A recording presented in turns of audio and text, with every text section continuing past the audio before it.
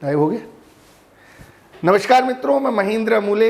आज 25 जुलाई 2021 को जो MPPSC का प्रिलिमिनरी का एग्ज़ाम हुआ है उसका हम एक बेसिक एनालिसिस करेंगे और साथ में कटअप पे एक डिस्कशन करेंगे।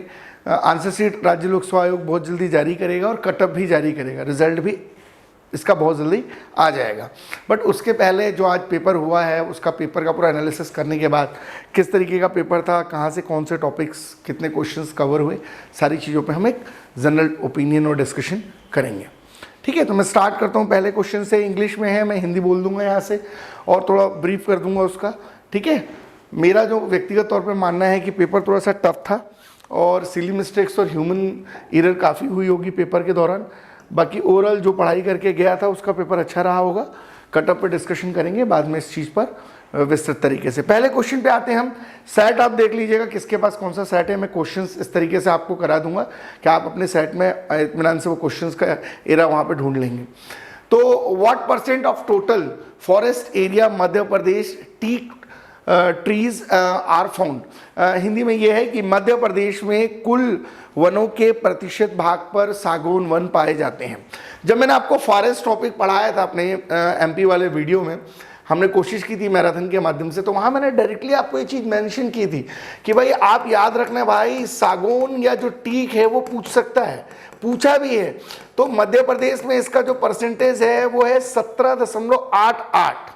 बट वन विकास रिपोर्ट जो हमारा नेशनल लेवल पे जारी हुआ उसमें मध्य प्रदेश के वन क्षेत्र में वृद्धि हुई है। मैंने आपको डिस्कशन भी किया था, मैंने आपको काम्पा पर डिस्कशन किया था, compensatory afforestation management planning authority, और मैंने आपको reducing emission, degradation, deforestation plus, double plus, इन तमाम चीज़ों पर चर्चा करी थी। और अपनी चर्चा के दौरान मैंने यहाँ पर डिस्कशन किया था कि हम जो है यहाँ पर फॉरेस्ट एरिया को निश्चित तौर पे वो पूछ सकता है। मैंने आपको साल वृक्षों के बारे में भी बताया था कि 16.44 के आसपास है। तो क्योंकि अब यहाँ पे पूछा है कितना % है, तो 15, तो ये 30 और ये 25 तो होगा नहीं, है ना। 15 कम हुआ नहीं, ये भी नहीं होगा। तो ये जो करेक्ट आंसर, एक होता है राइट आंसर, एक होता है करेक्ट आंसर। तो अकॉर्डिंग टू दिस क्वेश्चन इसका आंसर जो है वो 20% होना चाहिए, क्योंकि कुछ किताबों में ये 19.76 भी है। तो इसके करीब करीब ये जो नवीन डाटा है सागौन का वो 20% होना चाहिए। देखते हैं आयोग इस पर क्या आंसर लगाएगा। तो इस पे आप आंसर याद रखेंगे 20। और ये मध्य प्रदेश के वन वाले टॉपिक से था क्वेश्चन, ज्योग्राफी से। हम लास्ट में ये भी डिस्कस करेंगे कि MPPSC ने यूनिट तो 10 दे दी थी, उसमें टॉपिक्स भी बहुत सारे दे दिए थे, बट एक्चुअल में किन प्रायोरिटीज के साथ किन टॉपिकों को पूरी तरीके से कवर किया और कौन से टॉपिक वहाँ पे छोड़ दिए। ठीक है, कंफ्यूज नहीं करना है। पेपर कम ज़्यादा हो गया तो उसके लिए परेशान नहीं होना है। अभी आपको 3-4 महीने बाद फिर अगला प्रीलिम्स नवंबर लास्ट में देना है। इस प्रीलिम्स का रिजल्ट आते ही आपको नवंबर में मेंस देना है ना। तो बड़े इत्मीनान से पहले मिलाइए कितने क्या हो रहे हैं आपके, और देखिए गलती कहाँ आपसे हो गई या कौन सी गलतियाँ आप कर बैठे। ठीक है, तो what % of total forest area Madhya Pradesh teak trees are found 20%। Question number 2 पे हम चलेंगे। बेतवा नदी का ओरिजिन कहाँ से होता है। ठीक है, आपको मध्य प्रदेश का अगर मैप पता हो और मध्य प्रदेश के मैप में आप ये देखते हो कि भाई कहाँ पर आपकी विंध्य श्रेणी है, कहाँ पे आपकी सतपुड़ा है, तो आपको बहुत अच्छे से पता है कि ये वाला जो एरिया है विंध्य श्रेणी का है, ये विंध्यांचल श्रेणी है, ये आपके भांडेर है और ये आपके कैमूर है, और ये जो है आपका सतपुड़ा वाला क्षेत्र है। सतपुड़ा मध्य प्रदेश का निचला भाग है, और जो बेतवा की लोकेशन है वो विदिशा से होकर के है। मध्य प्रदेश की जो पहली नदी जोड़ो परियोजना है वो केन बेतवा है। तो बेतवा की जो उत्पत्ति है वो विंध्यन हिल्स से होती है ना। ये ज्योग्राफी का क्वेश्चन था, लॉजिकल क्वेश्चन था, है ना। देखिए दोनों क्वेश्चन अभी तक के अपने जो दो भी किए हैं वो ज्योग्राफी से रिलेटेड है। तो विंध्यन श्रेणी वाले का जो आंसर आएगा, ये बेतवा का जो आंसर आएगा वो विंध्यन श्रेणी आएगा। ठीक है, इसके बाद जो है in which part of Madhya Pradesh is annual variation of temperature is maximum. अर्थात मध्य प्रदेश के किस भाग में वार्षिक तापांतर ज्यादा होता है। हमने जब जलवायु टॉपिक पढ़ा था तो आपको बताया था कि भाई मध्य प्रदेश के उत्तर में क्या स्थिति रहती है ना। टेम्परेचर ज़्यादा रहता है, ठंडी भी थोड़ी सी यहाँ पर ज़्यादा रहती है। मालवा पश्चिम में क्या रहता है, पूर्व में क्या स्थिति रहती है ना, दक्षिण में क्या स्थिति रहती है। तो वेरियस टेम्परेचर, अगर इसके अंग्रेजी और हिंदी ट्रांसलेशन को पढ़ें तो कन्फ्यूज़न थोड़ा हो सकता है। फिर भी सबसे ज़्यादा जो तापांतर है अकॉर्डिंग टू मी, मुझे ऐसा लगता है कि ईस्टर्न साइड में, उत्तरी क्षेत्र में सबसे ज़्यादा होना चाहिए। कुछ लोग इसका पूर्वी बता रहे हैं, कुछ लोग पश्चिम बता रहे हैं, कुछ लोग ज्योग्राफिकली इसका जो है दक्षिण भी बता रहे हैं, परंतु मुझे लगता है कि जो तापांतर जो सबसे ज़्यादा है वो उत्तर में होना चाहिए, है ना। इसके लिए लिए हम थोड़ा सा फिर भी यहाँ स्टार लगा लेंगे, आयोग देखते हैं उसका क्या आंसर देता है। ठीक है, ये जलवायु वाले टॉपिक से कवर किया गया था question. Average temperature increase in summer in Madhya Pradesh, अर्थात मध्य प्रदेश ग्रीष्म ऋतु में औसतन तापमान कहाँ से कहाँ की तरफ बढ़ता है। ठीक है, ये मध्य प्रदेश में जो औसतन तापमान है अगर हम देखें तो ये दक्षिण से उत्तर की तरफ बढ़ेगा, दक्षिण से उत्तर की तरफ बढ़ेगा अकॉर्डिंग टू चैनलिंग प्रभाव, है ना। अकॉर्डिंग टू चैनलिंग प्रभाव अगर हम देखें तो ये दक्षिण से उत्तर की तरफ जो है वो टेम्परेचर बढ़ेगा। तो इसका आंसर मुझे लगता है साउथ टू नॉर्थ होना चाहिए। कॉन्सेप्चुअल चीज़ें हैं, मतलब अब आप ये समझ लीजिए कि एमपीपीएससी ने पढ़ने वालों को, पढ़ाने वालों को, लेखकों को, लिखने वालों को, टेस्ट सीरीज बनाने वालों को, है ना, यूट्यूब पे पढ़ाने वालों को, घर पे बैठ के सेल्फ स्टडी करने वालों को, सबको सचेत कर दिया है कि भैया हम अपने पैटर्न में बदलाव ला रहे हैं और हम जो है अब डीप स्टडी, थारो स्टडी और अंडरस्टैंडिंग लेवल को बढ़ाते हुए जो है पेपर बनाने वाले हैं। और उसकी एक हल्की सी झलक आपको 2021 के पेपर में दिख भी गई होगी। ठीक है, तो यहाँ पे 20% हो गया है, इसका आंसर हो गया विंध्याचल। ये उत्तर होना चाहिए, अगर किसी ने कुछ और लगाया तो वो नाराज हो सकता है कि भाई सर ने इसका उत्तर ये बता दिया, है ना। हर व्यक्ति हर प्रश्न को अपने फेवर में करना चाहता है। सेंटर में सबके 80-90 रहते हैं, घर आके 75-80 हो जाते हैं, फिर धीरे धीरे 1-2 दिन बाद जो है 60-65 तक चले जाते हैं और फिर वो कटअप का इंतजार करते हैं, है ना। तो उस पर भी चर्चा अपन करेंगे अंत में। चलिए अभी हम अगले प्रश्न पे चलते हैं। नॉन मेटलिक मिनरल्स किसको कहते हैं? भाई आप सबसे पहले तो आपको पता नहीं चाहिए धातु होती क्या चीज़ है। धातु होती है जिसमें तन्मयता पाई जाती है, फ्लेक्सिबिलिटीज होती है। तो भाई मैग्नीज है, सिल्वर है, लीड है, ये तो सब जो है ये जो है अधातु। मार्बल मुझे लगता है संगमरमर जो है, संगमरमर, मैंने जब संगमरमर पढ़ाया था मध्य प्रदेश में हरा संगमरमर कहाँ मिलता है, सफ़ेद संगमरमर कहाँ मिलता है, संगमरमर की सबसे ज़्यादा मात्रा कहाँ मिलती है, तो एमपी पढ़ाते समय बताया था और साइंस पढ़ाते समय मैंने धातु, अधातु, उपधातु हमारी ऑफलाइन बैचेस में डिस्कस किया था। तो ये इसका आंसर संगमरमर होना चाहिए। There are how many pairs of cranial nerves in human? 12 है मेरे ख्याल से इसका आंसर, 12 होना चाहिए, है ना। 12 मतलब कि मनुष्य के अंदर कितने जोड़ी कपाल तंत्रिका पाई जाती है। साइंस से तो दोनों क्वेश्चन, पहला वाला ये आध्यात्मिक खनिज क्या है संगमरमर, और दूसरा मनुष्य के अंदर कितनी जो है कपाल तंत्रिका पाई जाती है, 12 जोड़े पूछा है ना। अगला है किसी भी पारिस्थितिकी तंत्र में ऊर्जा का पिरामिड कैसा होता है? ऑलवेज अपराइट होता है ना, ऑलवेज अपराइट होता है, ऑलवेज अपराइट होता है। हमने एक मिस्टर 10 का नियम भी पढ़ाया था पारिस्थितिकी क्लास में, मीन्स के बैच में।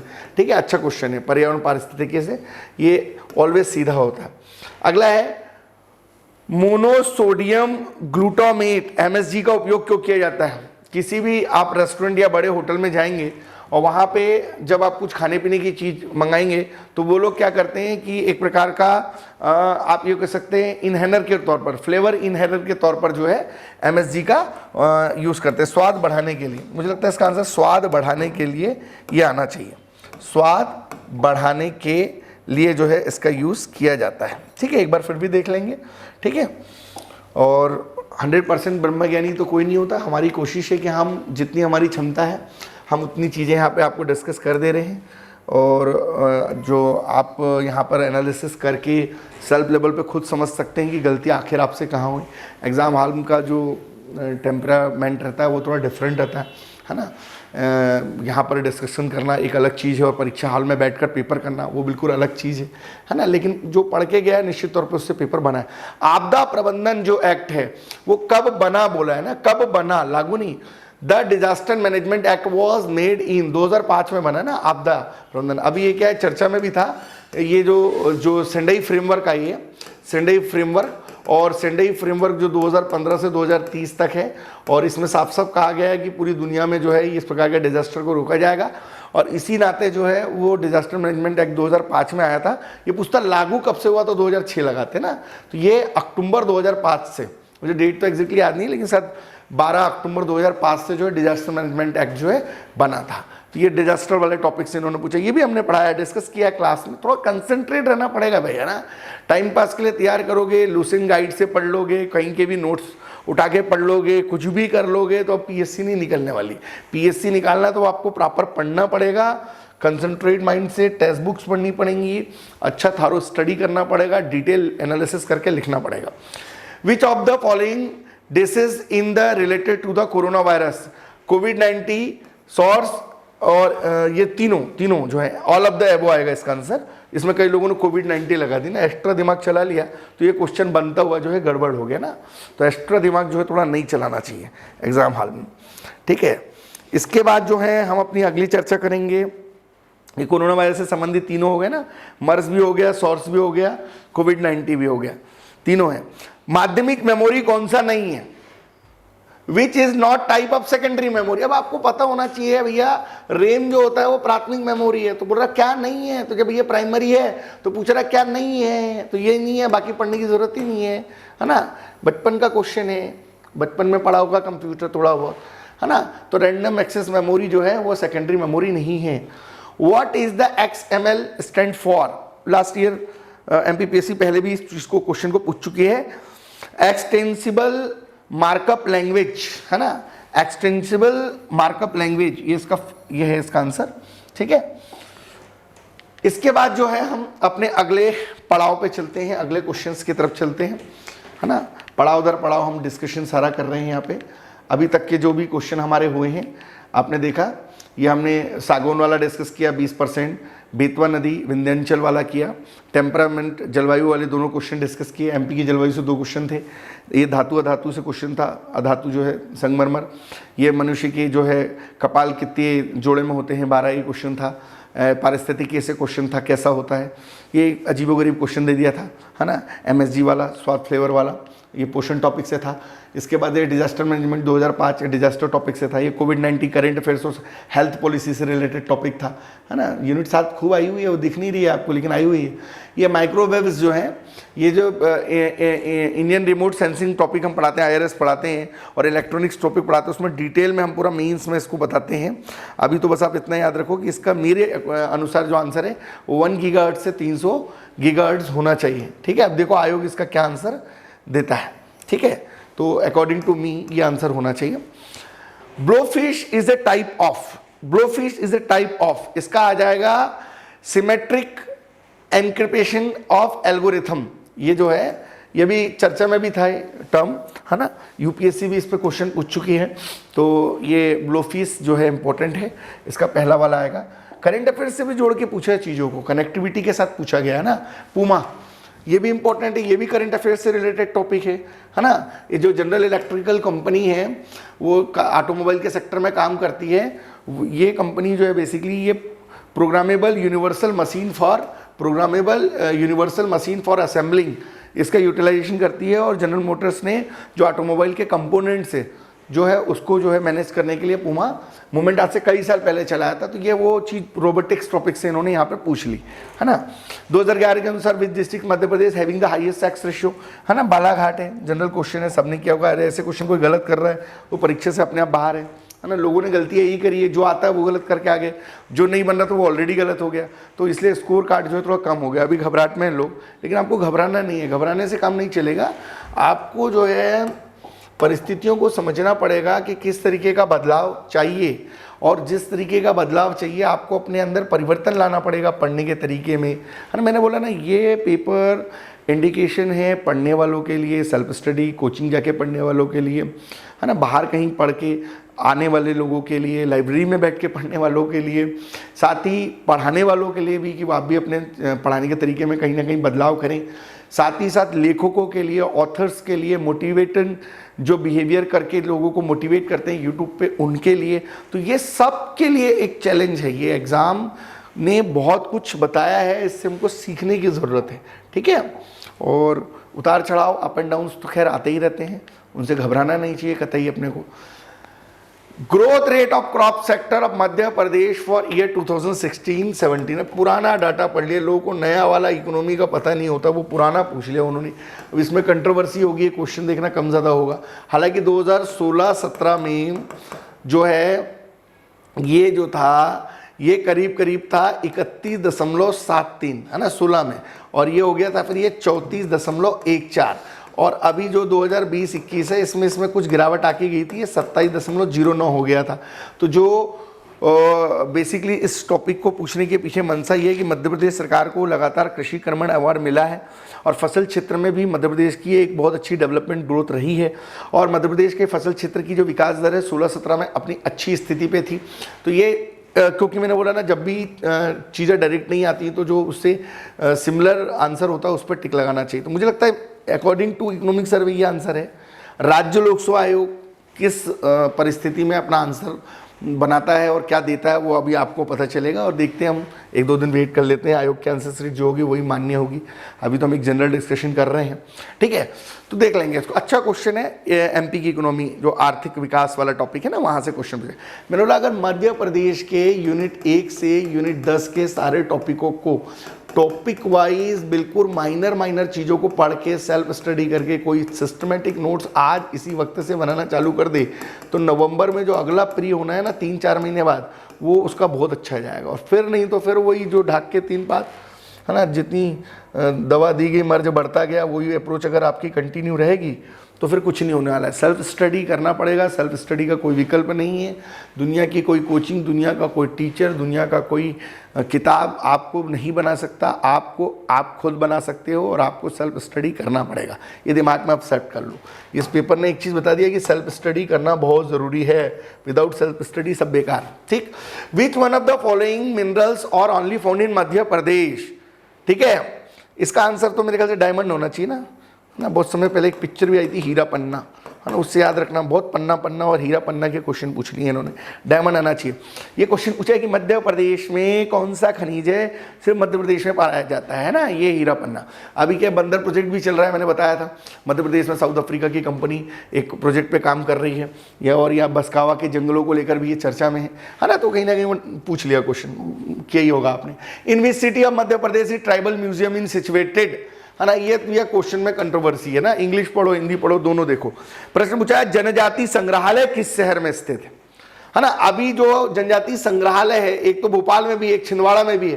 पूछ रहा है कि in which city Madhya Pradesh is tribal museum in situated. तो अब देखो पीएससी क्या आंसर देती है, छिंदवाड़ा की भोपाल। बादल भोई वाला जो है वो छिंदवाड़ा में है, और इंदिरा गांधी जो संग्रहालय है वो भोपाल में है। अब इसमें पूछा in which city Madhya Pradesh tribal museum कहां पर है, तो ये 50-50 है मामला, है ना। इसको थोड़ा अभी स्टार बना देते हैं हम। आयोग के आंसर सीट का इंतजार करेंगे, आयोग क्या इसका आंसर देता है।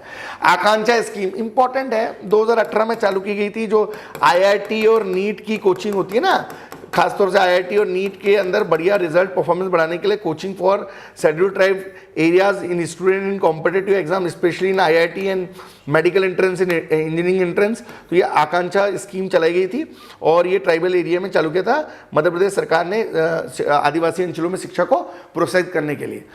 और स्टार्ट नेक्स्ट क्वेश्चन जो है वो ये है कि अब देखेंगे सारे एरिया कवर किए एमपीपीएससी ने ना, बिल्कुल 360 डिग्री परफॉर्मेंस के साथ पेपर बनाया गया है, कहीं कोई दिक्कत नहीं है। अच्छा पेपर है, शानदार पेपर है। जो पढ़ाते हैं वो खुद भी अगर इस परीक्षा के पेपर को आके देंगे तो वो भी जो है ना बहुत अच्छा स्कोर नहीं कर पाएंगे। मैं आपको बता दूं पेपर टफ है, स्टूडेंट्स के लिए नहीं, जो पढ़ाने वाले टीचर्स हैं उनके लिए भी पेपर टफ है, ठीक है। सबके लिए पेपर टफ है, पेपर का स्टैंडर्ड है एक प्रॉपर, ठीक है। तो ये मैंने आपको यहाँ पर डिस्कशन किया। आकांक्षा स्कीम बताई। अब देखो कल्याणकारी योजना आपके सिलेबस में, ऐसा नहीं कि इस बार पूछा है, इसके पहले भी लगातार इस प्रकार की योजना पूछते रहा, ठीक है। जैसे संक्रांत योजना 1997 में आई थी, ये भी आदिवासियों के एजुकेशन से रिलेटेड थी। लास्ट ईयर अटल ज्योति योजना, प्रधानमंत्री ग्राम सड़क योजना, मुख्यमंत्री सड़क योजना, है ना, तेजस्विनी ग्रामीण योजना, इस प्रकार की योजना पूछते रहता है। जब तेजस्विनी ग्रामीण योजना पूछी थी तो भैया एक योजना पूछेगा तय। अब ये पूछ ली, ये पढ़ के नहीं गए लोग, ये किताबों में थी नहीं, मार्केट में आने वाली व्यावसायिक किताबों में, गाइडों में थी नहीं, लोग इसलिए कंफ्यूज हो गए। फिर थोड़ा न्यूज़पेपर भी पढ़ना पड़ता है आपको, नॉर्थ ईस्ट वेस्ट साउथ क्या चल रहा है 360 डिग्री से। थोड़ा मुझे लगता है व्यवहारिक पेपर था, है ना। पेपर पढ़िए, न्यूज़ सुनिए, इधर उधर घूमिए, है ना। सिर्फ किताबों में घुसे रहेंगे लाइब्रेरी में बैठ के, या सिर्फ कोचिंग जाएंगे तो उससे काम नहीं चलेगा। आपको थोड़ा अपना अंडरस्टैंडिंग लेवल बढ़ाना पड़ेगा। पेपर अच्छा है, बना नहीं तो पेपर बुरा है ये बोलने से काम नहीं चलेगा। और हर क्वेश्चन के आंसर को अपने फेवर में नहीं करना, जो सही है सच है उसको स्वीकार करें। गलती अगर स्वीकार कर ली जाएगी तो फिर मौके मिलेंगे तो आप अपने में सुधार भी ला सकते हैं। Panna district of Madhya Pradesh is famous of which minerals. अरे यार पन्ना का तो देखो साथ ही नहीं छोड़ रहा हो, हीरा पन्ना, है ना। पिक्चर भी आई थी, मैंने बताया आपको हीरा पन्ना। तो ये देखो एक क्वेश्चन और ये सही हो गया, ठीक है। हीरा पन्ना, ठीक है, हीरा पन्ना इंपॉर्टेंट हो गया डायमंड के लिए। अब Chambal canal irrigation project is related to, Yamuna basin से जाती है भाई चंबल नदी, है ना। यमुना बेसिन से जाती है चंबल नदी, यमुना बेसिन से। नदियां पूरी पढ़ के जाओ, है ना। मध्य प्रदेश को नदियों का मायका कहते हैं, है ना। 241 नदियां यहाँ से करीब 207 नदियां करीब करीब बहती है, उसमें 41 नर्मदा की सहायक नदी है। अब उनने चंबल पूछ ली, मध्य प्रदेश में नर्मदा के बाद दूसरी महत्वपूर्ण नदी है। हर बार थोड़ी जीवन रेखा नर्मदा पूछेगा, इस बार चंबल पूछ ली। जवाहर सागर परियोजना हाइड्रो इलेक्ट्रिसिटी प्रोजेक्ट किस नदी पर है, ये लोग फिर चंबल, है ना। मैंने कई बार क्लास में पढ़ाया कि भाई जवाहर, ये जो है जवाहर सागर जो है, जवाहरलाल नेहरू जवाहर सागर जो है ये चंबल पर है। राणा प्रताप जो है वो चंबल पर है, और महात्मा गांधी जो है वो जो है मंदसौर में है, चंबल पर है। 1954 में जब पहली पंचवर्षीय योजना हमारी कंडक्ट हो रही थी तो उस समय जो इस प्रोजेक्ट को जो है अमलीजामा पहनाया गया था, और इस समय सबसे चर्चा में भी रही परियोजना है, तो पूछ लिया उन्होंने उठा के चंबल, चंबल से 2 क्वेश्चन दे दिए।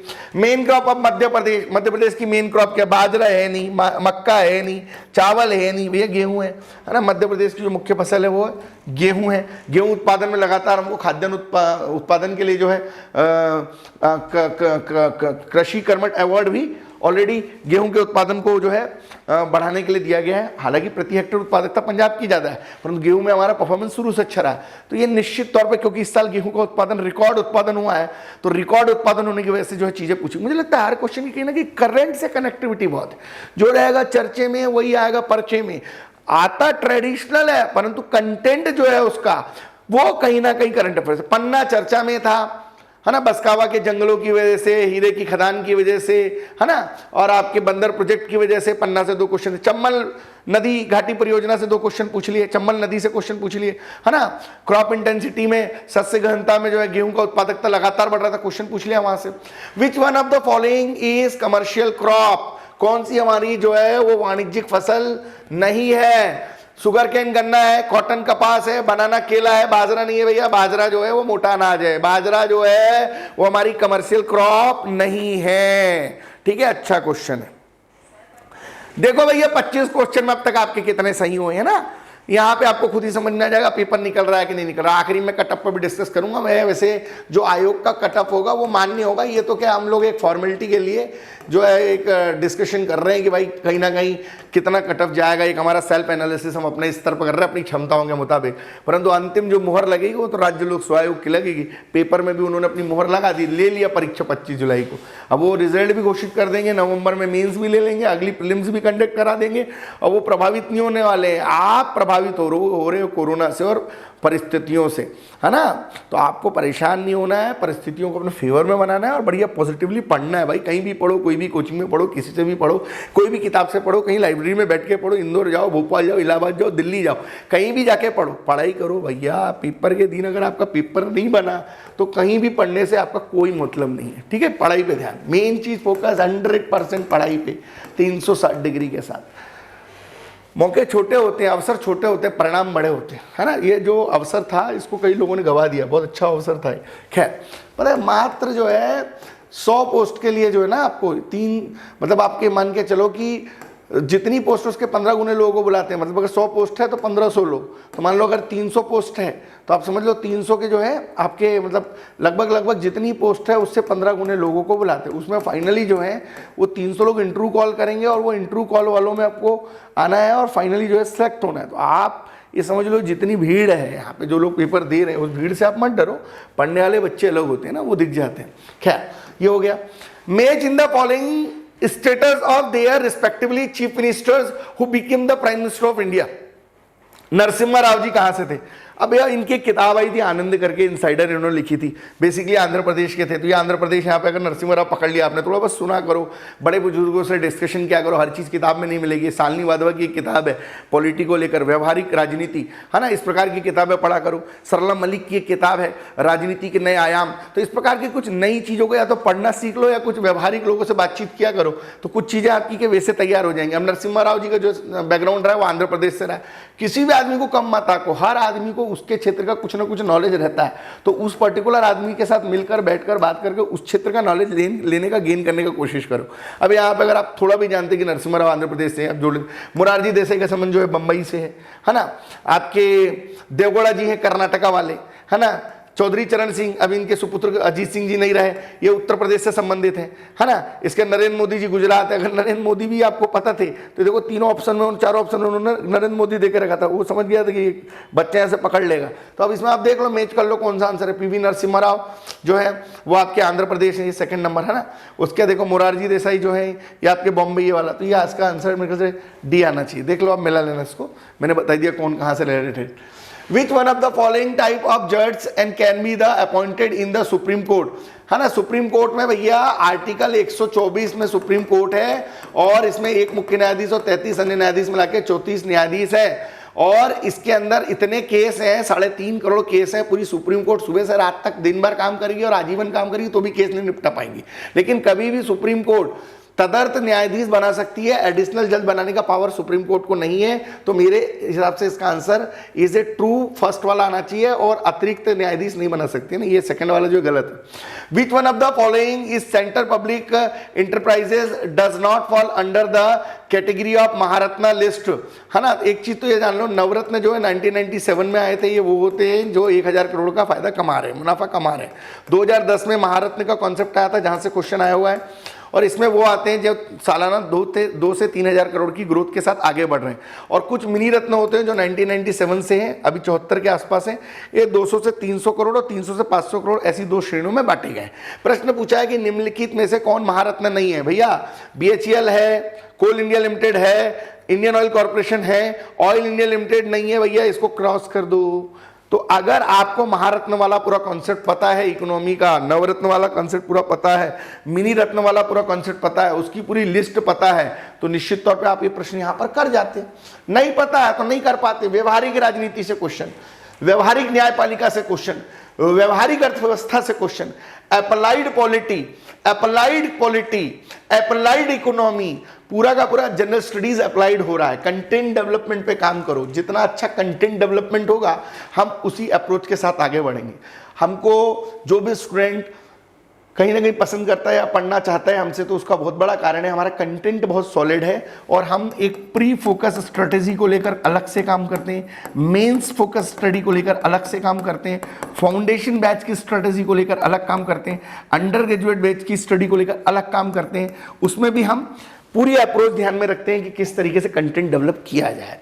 The committee on the financial sector assessment of co-chaired by Om. अरे भैया, ये पूछा है कि एक फाइनेंशियल कमिटी बनाई गई आरबीआई के अंडर में वित्तीय क्षेत्र के मूल्यांकन के लिए, फाइनेंशियल सेक्टर के असेसमेंट के लिए, और उसकी सह अध्यक्षता कौन करता है। अगर आप में थोड़ा सा भी माइंड चल रहा हो आपका, जो भी कमिटी बनती है वो वित्त मंत्री को जो है अपनी पूरी रिपोर्ट देती है ना। और 2007 में जब ये कमिटी बनाई गई थी मनमोहन सिंह जी के द्वारा, तब से ये सिस्टम चल रहा है। तो इसकी जो को-चेयर्ड कमिटी होती है उसमें आरबीआई के जो 4 डिप्टी गवर्नर हैं प्लस एक जो वित्त सचिव भारत सरकार का वित्त मंत्रालय में plan finance division economic department के अंदर रहता है, वो इसके अंतर्गत आता है। तो ये जो इसका आंसर है deputy governor and reserve bank, deputy governor and the finance secretary, ये आना चाहिए इसका आंसर। ठीक है, इसको एक बार और देख लेंगे आप, ये किसी किताब में नहीं मिलेगा आपको, कुछ चीजें मैंने बताया ना करंट अफेयर से जोड़ के दी हुई। अगला, one which date the ombudsman scheme of non banking financial corporation. ये हमारा वीडियो सुनो आप यूट्यूब पे जाके, एनबीएफसी डाल के हेडिंग डालो एनबीएफसी, और हमने वहां पे नॉन बैंकिंग फाइनेंशियल कॉर्पोरेशन पूरा पढ़ाया है। 45 मिनट के इस वीडियो में, 44-45 मिनट के इस वीडियो में हमने नॉन बैंकिंग फाइनेंशियल कॉर्पोरेशन पर पूरी डिटेल डिस्कशन किया कि आरबीआई के अंडर में काम नहीं करते हैं, और ये non banking financial corporation company act 1956 के अंतर्गत रजिस्टर्ड किए गए। मैंने वह साफ साफ लिखाया है कि फरवरी 2018 में जो है आरबीआई ने इसकी गाइडलाइन लाई। हाँ, डेट मैंने नहीं लिखाई थी, उन्होंने डेट दे दी 2। अब या तो इसका आंसर ये होगा ये, लेकिन अनऑफिशियली अगर देखें तो इसका आंसर जो है वो 23 फरवरी 2018 है। लागू ये हुआ था 26 फरवरी 2018 से। तो निश्चित तौर पे नॉन बैंकिंग फाइनेंशियल कॉर्पोरेशन जो सिलेबस में नया जोड़ा था, वहां से इस तरीके का क्वेश्चन पूछ लिया। बहुत सारे लोगों का क्वेश्चन या तो तुक्के में सही हो गया या फिर वो गलत करके आ गया। तुक्के भी खूब चले आज, है ना, लेकिन तुक्के ज़्यादा सही नहीं करवाते हैं प्रश्न। आपको जो पढ़ के जाओ वही सही होता है। 1-2 क्वेश्चन में तुक्के चल जाते हैं, उससे कुछ नहीं होता है, पढ़ के जाना पड़ता है। इन फरवरी 2021 विच नेबर्स कंट्री फेस द भैया ये मैंने अपनी ऑफलाइन क्लास में भी रियल में डिस्कस किया था, मतलब मैं ये इसलिए नहीं बोल रहा हूँ कि मैंने डिस्कस किया, मैंने ऑन शॉन सूकी के बारे में पूरी बैकग्राउंड बताई थी, मैंने उसके अंदर पूरा वहाँ कैसे तख्ता पलट हुआ, और वहाँ पे आमतौर पे तख्ता पलट होते हैं, इस पर एक स्टोरी सुनाई थी, और मैंने बोला था भैया म्यांमार टॉपिक को देख के जाना है, यहाँ से क्वेश्चन भैया आते हैं। तख्ता पलट हाल ही में कहाँ हुआ? म्यांमार में हुआ।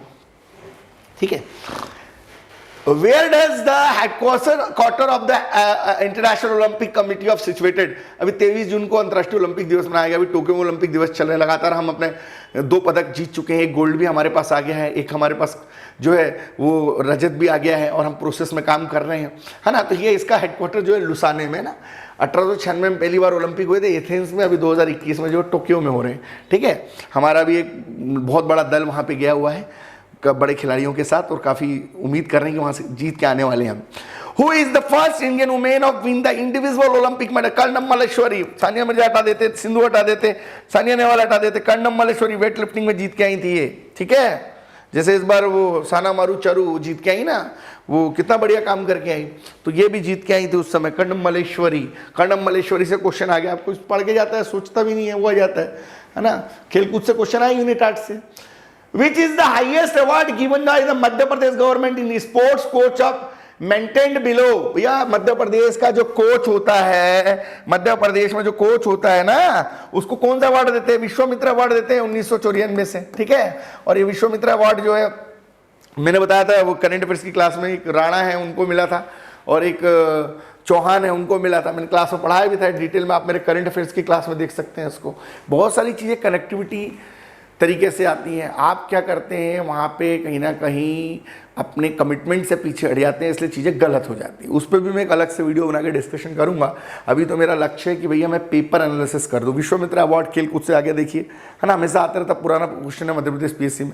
मध्य Pradesh archery academy establishment by the department of sports and youth welfare. मैंने खेलकूद की क्लास में तीरंदाजी में बताया था, जबलपुर में है, और मैंने ये भी बताया था कि कौन कौन सी वहाँ पे टेबल टेनिस है, वहाँ पे बैडमिंटन है ना, तीरंदाजी मैंने बताया था। ठीक है, ये भी देख लो, याद रखना भाई, तीरंदाजी academy. Consider following of statements, इसमें दिया हुआ है सीएजी के बारे में दिया हुआ है कि सीएजी क्या करता है ना। सीएजी जो है वो ऑडिट अकाउंटिंग करता है ना। कंट्रोल अकाउंटर जनरल पिछली बार जो है उसकी ड्यूटी पूछा था, 148 में सीएजी है, 149 में उसके कार्य हैं, 150 में उसकी शक्ति है, 151 में अपनी जो है रिपोर्टिंग करता है। तो सीएजी के बारे में तमाम प्रावधान है। तो सीएजी संबंधित जो दोनों बातें हैं, वो संचित निधि को भी चेकआउट करता है, और जितने भी उसको अथॉरिटी होती है, जितने भी स्टोर्स हैं, स्टॉक्स हैं, उनकी चेकिंग करने का और ऑडिट अकाउंट का वो काम करता है। इसलिए बोला भी जाता है कि सीएजी को जासूसी कुत्ते की तरह कार्य करना चाहिए, है ना, और रखवाली कुत्ते की तरह कार्य नहीं करना चाहिए। यूपीएससी तक का क्वेश्चन ये है।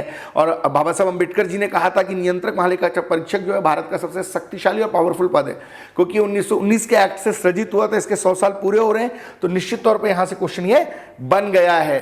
ठीक है, दोनों इसके आएंगे।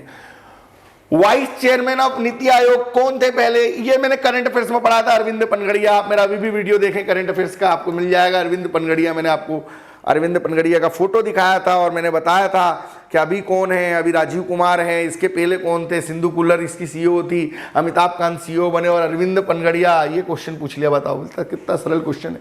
National institution for transforming India जो 1 जनवरी 2015 को बना। अगला, who is the not include in the committee for recommended name of the appointment of chairperson of members of state human right commission? Controversial question है, लेकिन मेरे हिसाब से राज्यपाल आना चाहिए इसका आंसर, है ना। बाकी कुछ लोगों ने इसका गृह मंत्री का ये भी लगाया है, तो ये दोनों में देख लेना भाई आयोग किसको आंसर देता है। इसको मैं स्टार बना देता हूँ, जहाँ पे कंट्रोवर्शियल लग रही चीज़ें मैं उसको बिल्कुल कंट्रोवर्शियल चीज़ों लेके चल रहा हूँ। Within the how many days of apply can the made by the aggrieved person of decision of national green tribunal? मैंने पूरा डिटेल पढ़ा है नेशनल ग्रीन ट्रिब्यूनल कि भाई 18 अक्टूबर 2010 को ये बना, है ना। इसका काम ही होता है नेशनल ग्रीन ट्रिब्यूनल का पर्यावरण के प्रोटेक्शन के लिए काम करना, है ना। आदर्श कुमार गोयल इसके चेयरमैन हैं। अभी बक्सवा में जो पेड़ काटे जा रहे हैं, तो नेशनल ग्रीन ट्रिब्यूनल ने बिल्कुल उनको साफ कहा, नहीं काट सकते, मत काटो, पेड़ लगा नहीं सकते तो काटो मत, सुप्रीम कोर्ट की गाइडलाइन का उल्लंघन है। और अगर किसी व्यक्ति को नेशनल ग्रीन ट्रिब्यूनल में के थ्रू अपनी सुप्रीम कोर्ट में अपनी कार्रवाई को करना, तो इसके लिए 90 दिन का समय होता है, और ये हमने अपने नोट्स में डायरेक्ट जो है लिखवाया हुआ है। ठीक है, इसके बाद जो है हम अगली चीज पे आ रहे हैं। भी हमने पढ़ाया है, लॉकडाउन में भी पढ़ाया है हमने, है ना, हमने कोरोना के समय में भी क्लासेस ली हैं। जितनी हमारी क्षमता थी, हमारे पास जो सीमित संसाधन थे, हमने प्लानिंग नहीं करी, हमने काम किया, हमने लोगों को जितना जोड़ सकते थे जोड़ा, और जितनी अपनी कैपेबिलिटी थी लास्ट मोमेंट तक के हमने जो पढ़ा, और आगे भी हम अपना काम ये जारी रखने वाले हैं, ठीक है। Under which law the state food commission is establishment, ये 10 सितंबर को जो है 2013 में आया था, और राज्य खाद्य आयोग की स्थापना इसी के तहत हुई। नेशनल फूड सिक्योरिटी एक्ट, इसके तहत पूरे भारत में 65% लोगों को फ्री में भोजन देने का सरकार ने टारगेट बनाया था, और 1,23,000 करोड़ का बजट बनाया था। और इसी के तहत राष्ट्रीय स्तर पर जो है राज्य खाद्य आयोग की जो है अनुशंसा की गई थी, और नेशनल फूड सिक्योरिटी एक्ट 2013 जो है 10 सितंबर 13 को लाया गया था। डायरेक्ट क्वेश्चन है, who was the original founder of Bhopal state? दोस्त मोहम्मद खां, यही आंसर है, भोपाल रियासत से क्वेश्चन है, दोस्त मोहम्मद खां।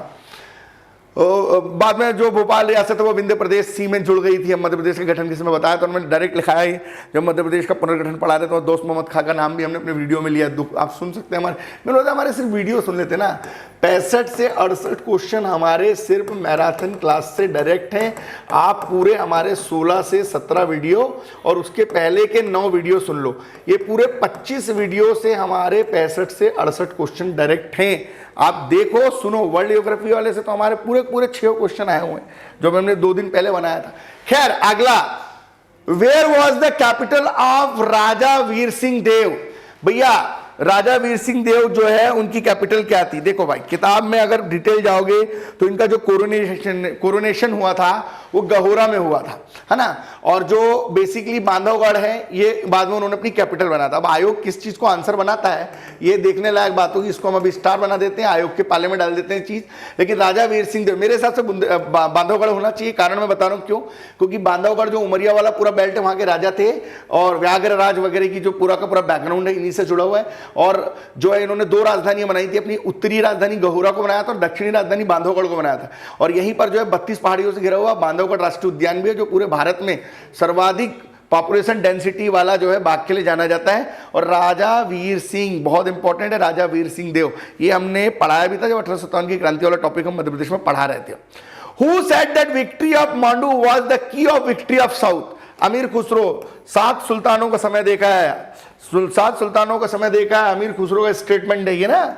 मांडू के माध्यम से चीजें आई थी अलाउद्दीन खिलजी के समय में। खैर, अगला, भीमबेटका वाज डिस्कवर्ड। अगर ये क्वेश्चन गलत करके आए हो तो आप पीएससी के लायक हो ही नहीं, ठीक है। आपको तैयारी छोड़ देना चाहिए अति शीघ्र, आज से छोड़ दो। और अगर ये क्वेश्चन गलत हो रहा है तो आपको चिंता करना चाहिए, आप तैयारी करके हो रहे हो। सरल क्वेश्चन गलत नहीं करना है भैया। जो आपको आता है अगर आप वो गलत करके आओगे तो जो नहीं आता हो तो कभी सही कर ही नहीं पाओगे।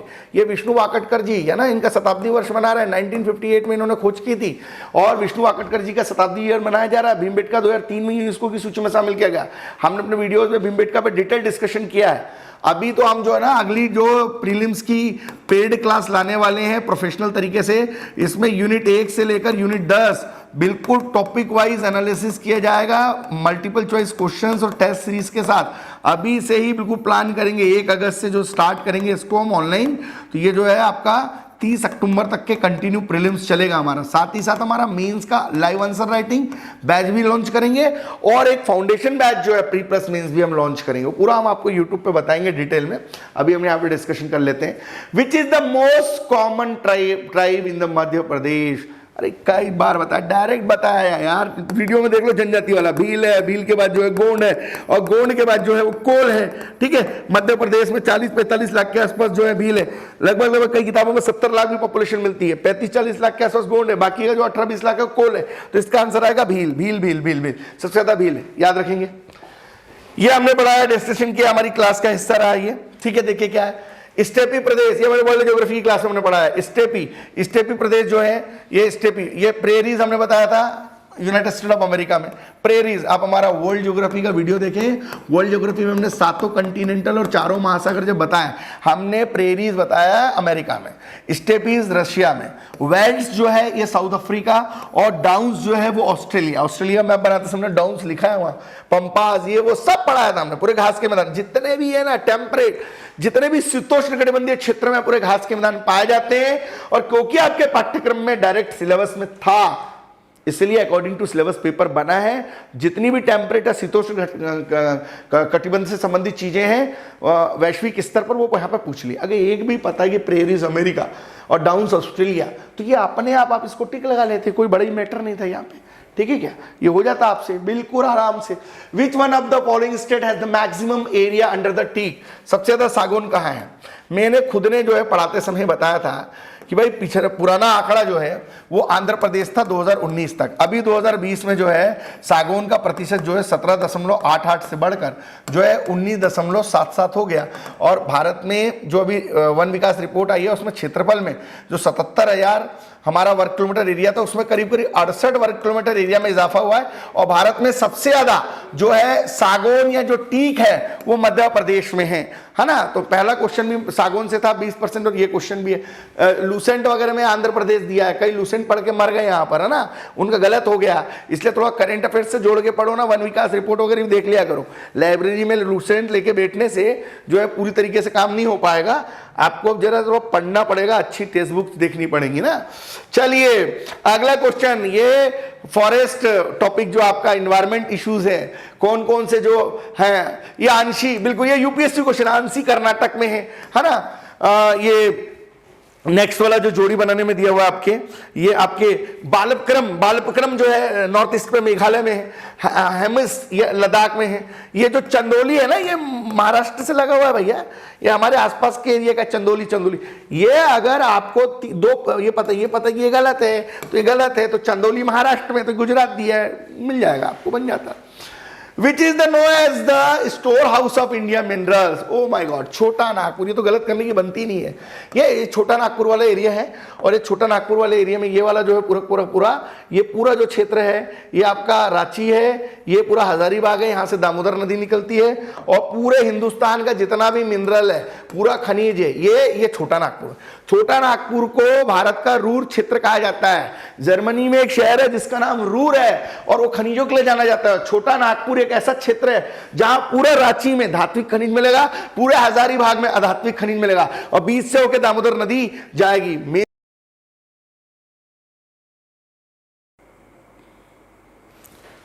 जो नेक्स्ट क्वेश्चन है वो ये है कि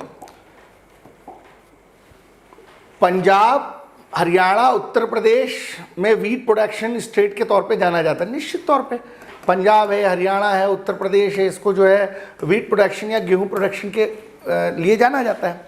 जब integrated agriculture area wise programme चला गया था 1966 में, हरित क्रांति के पहले, और इंटीग्रेटेड एग्रीकल्चर डेवलपमेंट प्रोग्राम चलाया गया था, तो भारत के जो चुनिंदा महत्वपूर्ण राज्य थे वहाँ पर मैक्सिको की नई बीज प्रजाति मैरियन 10 को लाया गया था, और वहीं से जो है गेहूं का उत्पादन बढ़ाया गया था। कारण सीधा था, यहाँ 10 से 15 डिग्री का टेम्परेचर है ना। इसके अलावा विंटर में यहाँ पे अच्छा माहौल है, यहाँ की जो फर्टाइल सॉइल है काफ़ी उपजाऊ है, 75 सेंटीमीटर एनुअल वर्षा होती है, तो तमाम चीज़ें। तो जो इसका कथन या एसर्शन दिया हुआ है उसका रीज़न कारण सही है, कथन कारण का एक दूसरे से कोरिलेशन है, अतः दोनों सही है और एक दूसरे की व्याख्या करते हैं।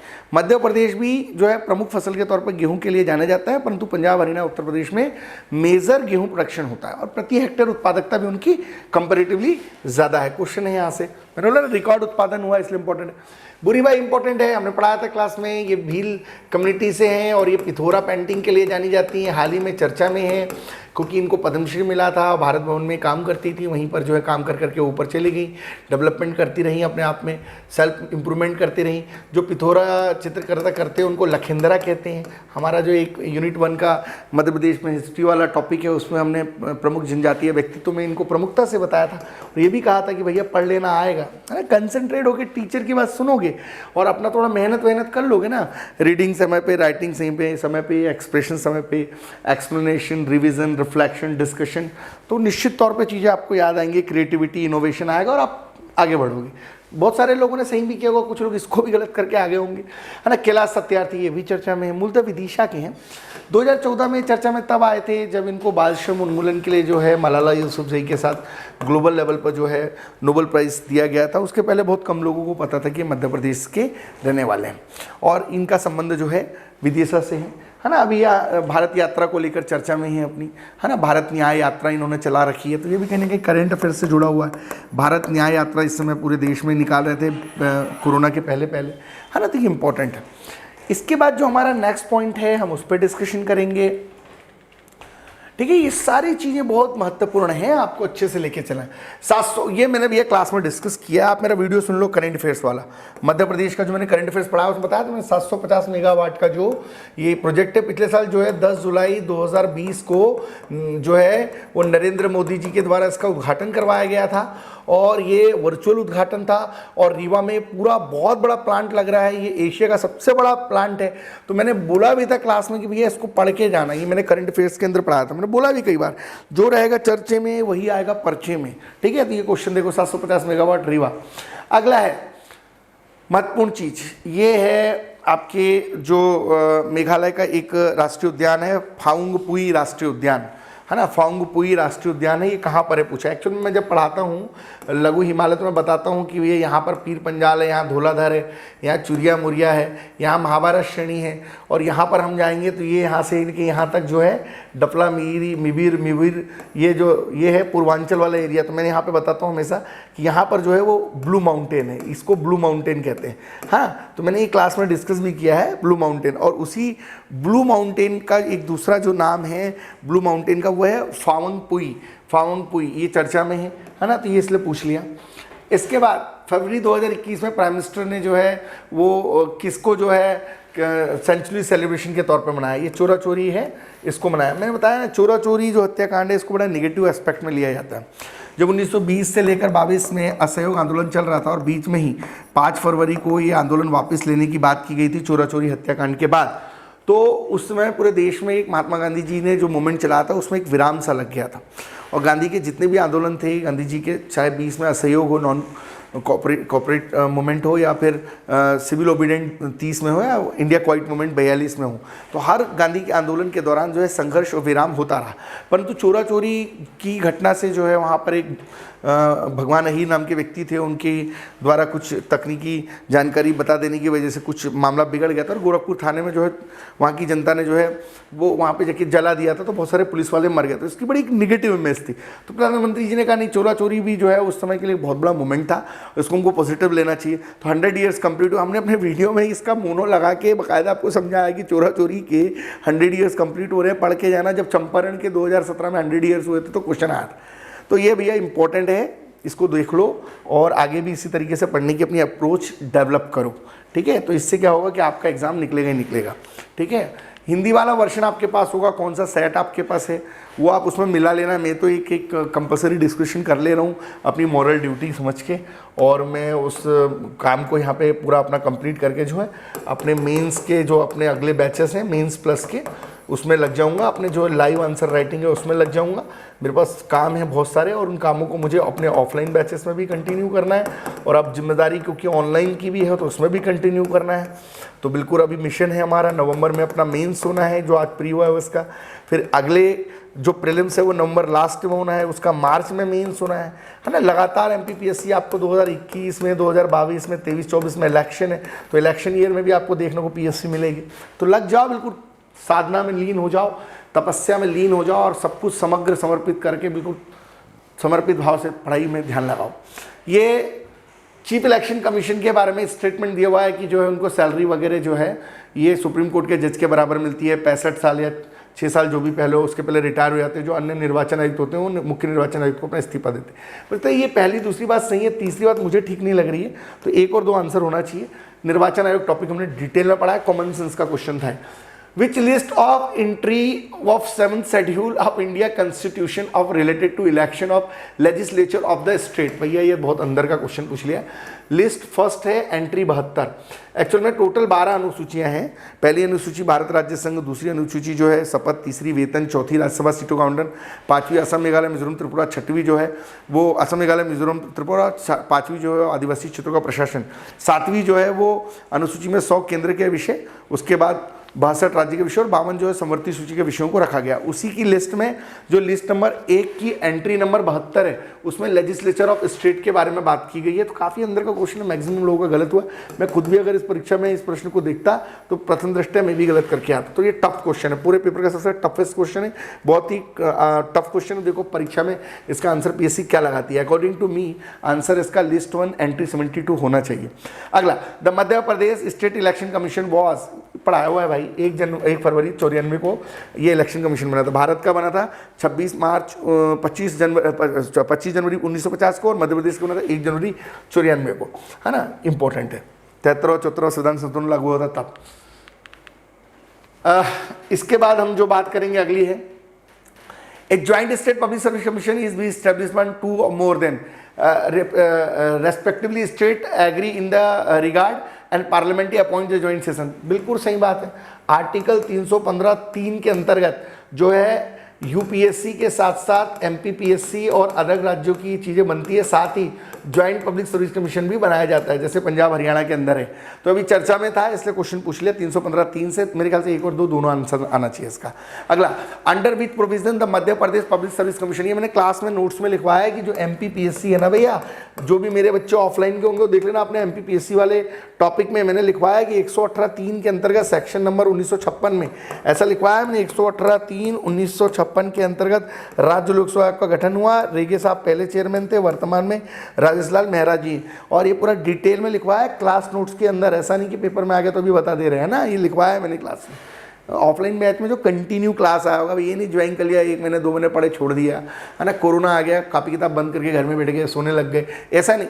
कंटिन्यूअस पढ़ाई करना है, कंटिन्यूअस निरंतरता बनाए रखनी है। इस सिविल सर्विस एग्जाम की जो पहली और अंतिम जो सफलता की चीज़ है, कुंजी है, वो ये कि आप निरंतर बने रहें। मैं कई सालों से पढ़ा रहा हूँ, मैं लगातार अपने आप को अपडेट रख रहा हूँ, लगातार अपने आप को अपग्रेड रख रहा हूँ। तो इस एज में भी कंटिन्यूअस अभी भी पढ़ा पा रहा हूँ, आगे भी पढ़ा पाऊंगा अगर अपने आप को अपडेट रखूंगा और अपने आप को अपग्रेड रखूंगा। नहीं रखूंगा तो नहीं पढ़ा पाऊंगा। अच्छा, what was the real name of national poet बाल कवि बैरागी? भैया 19 में मर गए थे, मृत्यु हो गई थी बाल कवि बैरागी, पढ़ाते समय बताया था। हाँ, ये मैं मानता हूँ कि मैं इनका नाम नहीं बता पाया था। अब ये थोड़ी किसी को पता है कि फलाना आदमी मर गया, उसका ओरिजिनल नाम क्या था, है ना। ये नंद रामदास इसका नाम है। आउटडेटेड, अजीबोगरीब क्वेश्चन, पता नहीं कहाँ कौन कौन लोग ऐसे क्वेश्चन बना देते। इसका वो नाम क्या था, उसका निक नेम क्या था, इसका घर का नाम क्या था, है ना। तो ये पड़ोसी उसको किस नाम से बुलाते थे, बहुत तकलीफ है।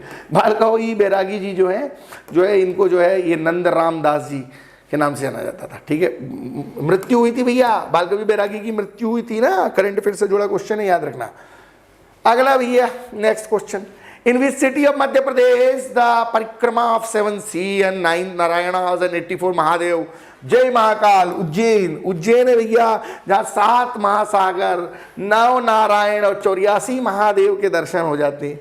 इसमें भी कोई कंफ्यूज होने वाली बात है? ये तो बिल्कुल लॉलीपॉप क्वेश्चन है, बनना ही बनना चाहिए था इसको तो गलत करने वाला व्यक्ति बहुत बेवकूफ है।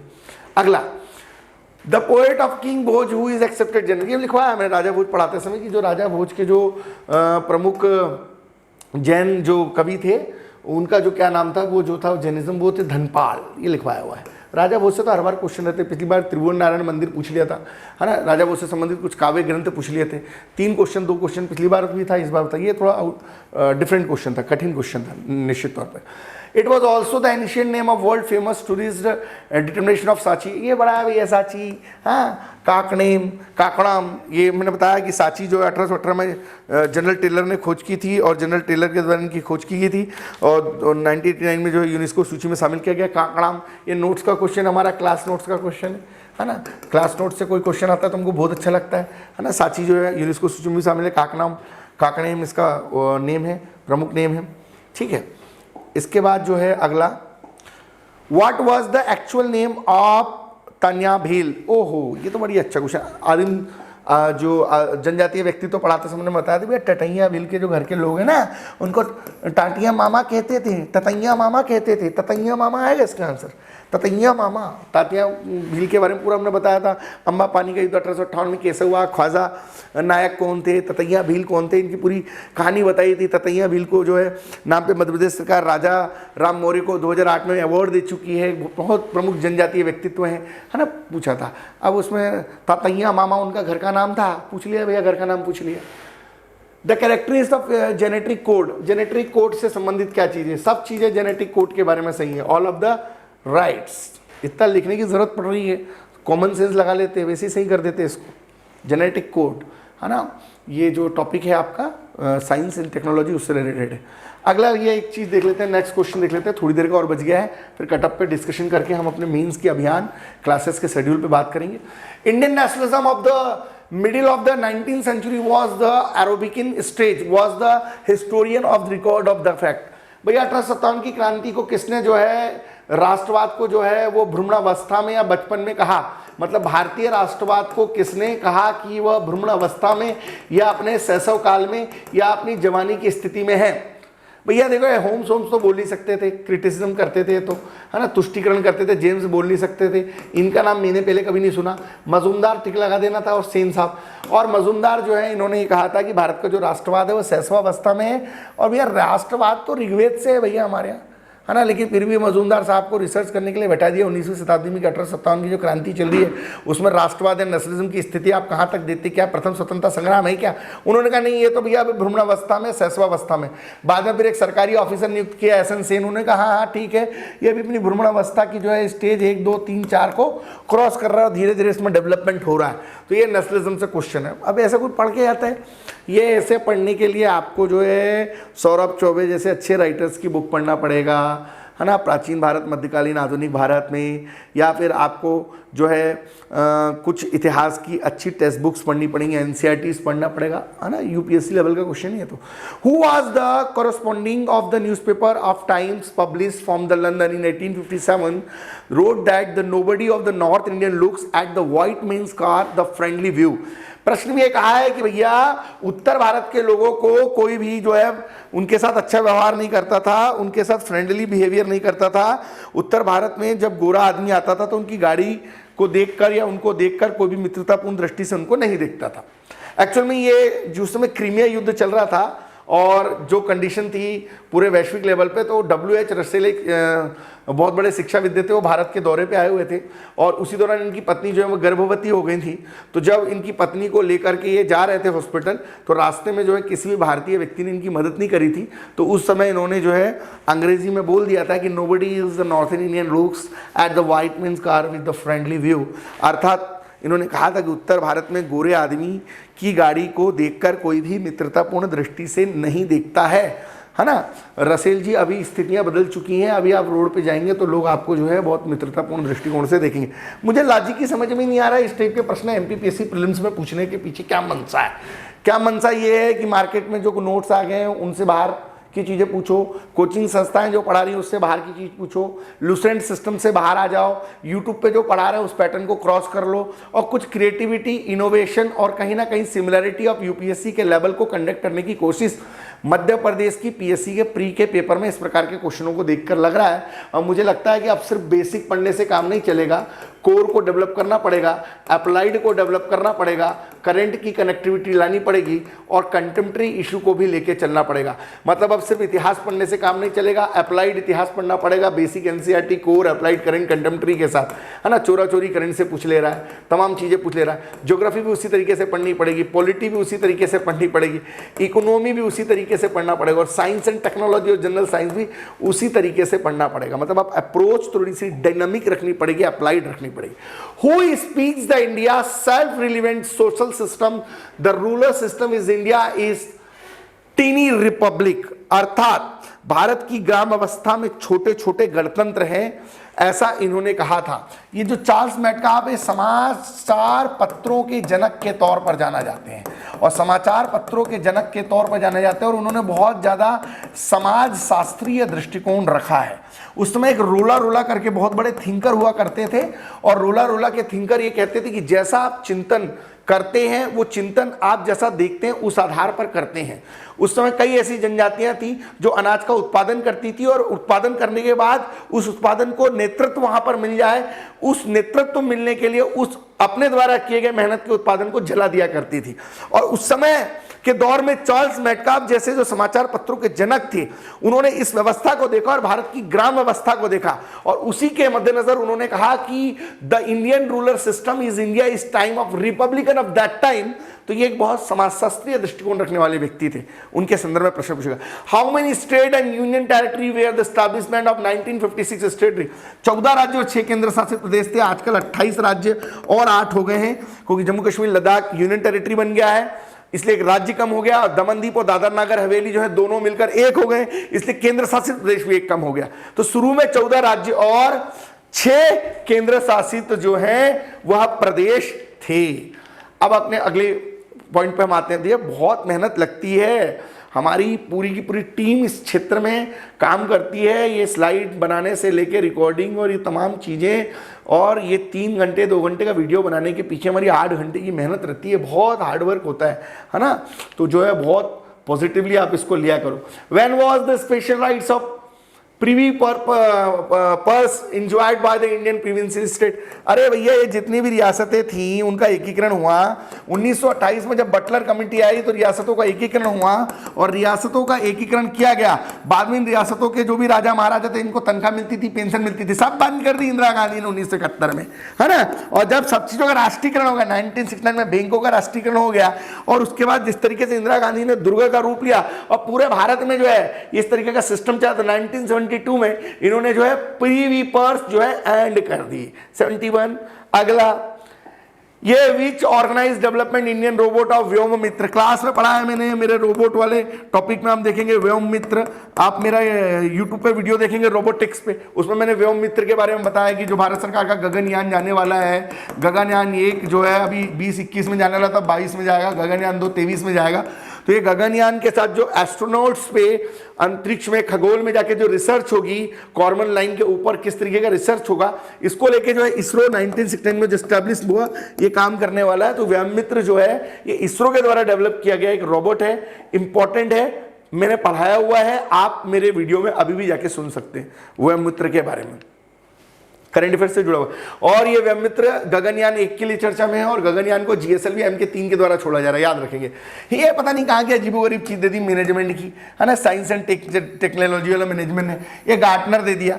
अरे थोड़ा लॉजिक लगाना था, कोई भी चीज में सबसे पहले इंफॉर्मेशन लोगे। ये मॉडल है IITT मॉडल का नाम है, ये गार्टनर का मॉडल है IITT, इंफॉर्मेशन, इंट्रैक्शन, ट्रांजैक्शन और ट्रांसफॉर्मेशन। पहले किसी से मिलोगे तो सूचना लोगे, है ना, साझा सूचना के आधार पे सूचना मिलेगी, फिर इंटरेक्ट करोगे, इंफॉर्मेशन के बाद इंटरेक्शन होगा, उसके बाद ट्रांजैक्शन होगा। ऐसा थोड़ी कि किसी को बिना मिले लेन देन कर लोगे।